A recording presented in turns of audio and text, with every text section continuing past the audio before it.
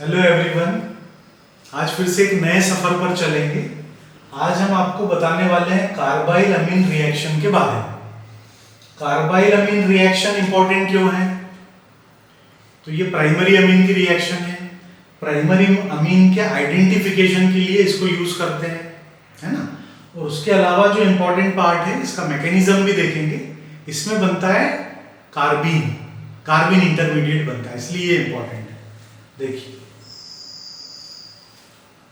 यहां हमने लिया है मिथाइल अमीन, ये रिएक्टेंट है। रिएजेंट होता है क्लोरोफॉर्म और अल्कोहलिक KOH। मिथाइल अमीन की जब रिएक्शन होगी क्लोरोफॉर्म और अल्कली KOH के साथ, बनता है मिथाइल आइसोसाइनेट। बाय प्रोडक्ट क्या होंगे? KCl और वाटर। ये जो मिथाइल आइसोसाइनाइड है, इसको मिथाइल कार्बाइल अमीन भी बोला जाता है, इसलिए रिएक्शन का नाम है कार्बाइल अमीन रिएक्शन। ये बैड स्मेलिंग कंपाउंड है, अनप्लीजेंट स्मेल होती है।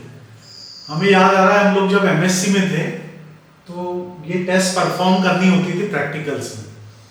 तो जब हम लोग सब कर रहे हैं और किसी एक की ये टेस्ट पहले लग गई, तो यकीन मानिए आप कि बाकी सबको लैब छोड़कर भागना होता था, इतनी ज्यादा इरिटेटिंग स्मेल होती है इसकी। बैड स्मेलिंग कंपाउंड है, अनप्लीजेंट स्मेल होती है। तो इसकी स्मेल से ही इसकी पहचान है। मतलब जैसे ही अनप्लीजेंट स्मेल आ रही है, मतलब ये कंफर्म हो जाएगा कि प्राइमरी अमीन प्रेजेंट है। सेकेंडरी और टर्शरी अमीन ये रिएक्शन शो नहीं करते। प्राइमरी अमीन में एलिफेटिक भी अमीन भी आप ले सकते हैं, एरोमेटिक अमीन भी ये टेस्ट देते हैं। इसका मैकेनिज्म देखते हैं कैसे होती है रिएक्शन। देखिए, जो भी अल्कली है KOH से सपोज, सबसे पहले इसका आयोनाइजेशन होगा K पॉजिटिव और OH नेगेटिव। ये OH नेगेटिव क्लोरोफॉर्म से रिएक्ट करेगा, क्लोरोफॉर्म से ये H पॉजिटिव निकाल लेगा, वाटर बन जाएगा। इधर क्या बचेगा? CCl3 negative. CCl3 negative unstable है, इससे Cl नेगेटिव निकल जाएगा नेक्स्ट स्टेप में और बनेगा डाइक्लोरोकार्बीन। देखिए, ये है कार्बीन। कार्बीन मतलब ये डाइवेलेंट स्पीशीज है, न्यूट्रल है। कार्बन के वैलेंस शेल में 6 इलेक्ट्रॉन है, मतलब ऐसे इलेक्ट्रोफाइल ये बिहेव करता है। तो कार्बाइल अमीन रिएक्शन में ऐसे इंटरमीडिएट बनता है डाइक्लोरोकार्बीन। ये याद रखिए, ये पूछा जाता है। अब देखिए, ये सपोज अपन ने मिथाइल अमीन लिया था, कोई भी प्राइमरी अमीन ले सकते हैं। अमीन में नाइट्रोजन पे लोन पेयर है, तो amine they behave like Lewis base. और ये कार्बीन, ये लुईस एसिड है, इलेक्ट्रोफाइल है, ये इलेक्ट्रॉन डेफिशिएंट है, 6 इलेक्ट्रॉन है, इसका ऑक्टेट कंप्लीट है।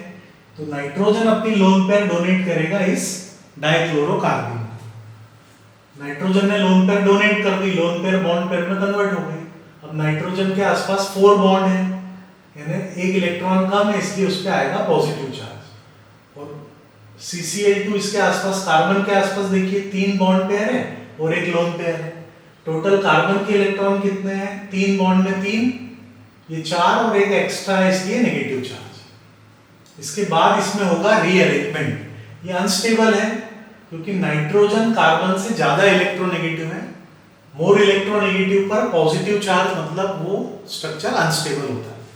तो क्या होगा इसमें? नाइट्रोजन के पास जो भी दोनों हाइड्रोजन में से एक हाइड्रोजन, ये H पॉजिटिव के फॉर्म में माइग्रेट होकर चला जाएगा नेगेटिव कार्बन पर।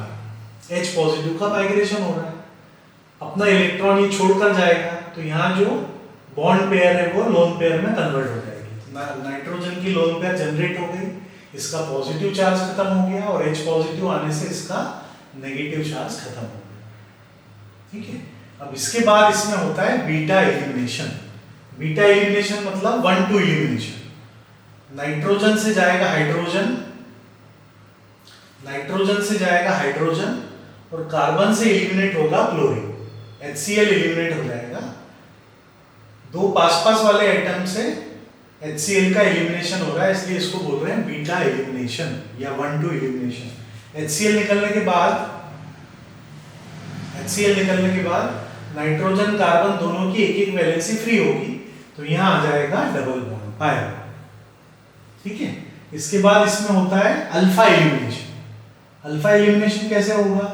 एक ही कार्बन से एक H और Cl, HCl निकल जाएगा। H जाएगा पॉजिटिव के फॉर्म में, Cl जाएगा नेगेटिव के फॉर्म में, HCl इलिमिनेट होगा। अब देखिए क्या कंडीशन होगी, कार्बन का ऑक्टेट इनकम्प्लीट है, नाइट्रोजन अपनी लोन पेयर डोनेट कर देगा, तो यहाँ आ जाएगा ट्रिपल बॉन्ड। ट्रिपल बॉन्ड में एक सिग्मा बॉन्ड है, एक पाई बॉन्ड है और एक तीसरा बॉन्ड, ये भी पाई बॉन्ड है लेकिन ये कोऑर्डिनेट बॉन्ड है क्योंकि नाइट्रोजन ने अपनी लोन पेयर कार्बन को डोनेट की। इसको आप इस फॉर्म में भी लिख सकते हैं। यदि आपको कोऑर्डिनेट बॉन्ड नहीं दिखाना है तो कोवेलेंट बॉन्ड दिखाएंगे। कोवेलेंट दिखाएंगे तो नाइट्रोजन के आसपास 4 बॉन्ड, एक पॉजिटिव चार्ज आ जाएगा, एक इलेक्ट्रॉन कम है। और कार्बन के पास देखिए 3 बॉन्ड पेयर में 3 इलेक्ट्रॉन और ये लोन पेयर, टोटल 5 इलेक्ट्रॉन हो गए। कार्बन के वैलेंस शेल में 4 इलेक्ट्रॉन होते हैं, एक ज्यादा है इसलिए नेगेटिव चार्ज। नाइट्रोजन के पास 5 इलेक्ट्रॉन होते हैं, एक कम है इसलिए पॉजिटिव चार्ज। तो ये मिथाइल आइसोसाइनेट फाइनल प्रोडक्ट बनता है। समझ में आया? तो कार्बाइल अमीन रिएक्शन केवल प्राइमरी अमीन देते हैं, एलिफेटिक हो या एरोमेटिक, बनता है आइसोसाइनाइड या कार्बाइल अमीन। जो कंपाउंड बनता है वो बैड स्मेलिंग कंपाउंड है, उसकी स्मेल से ही इस रिएक्शन को या प्राइमरी अमीन को आइडेंटिफाई किया जाता है। उसके बाद इसमें इंटरमीडिएट क्या बनता है, तो वो बनता है डाइक्लोरोकार्बिन। जो जो इंपॉर्टेंट चीजें वो सारी हमने बता दी, बस आपका काम है उसको याद रखना। ठीक है, आज के लिए काफी है। Thank you.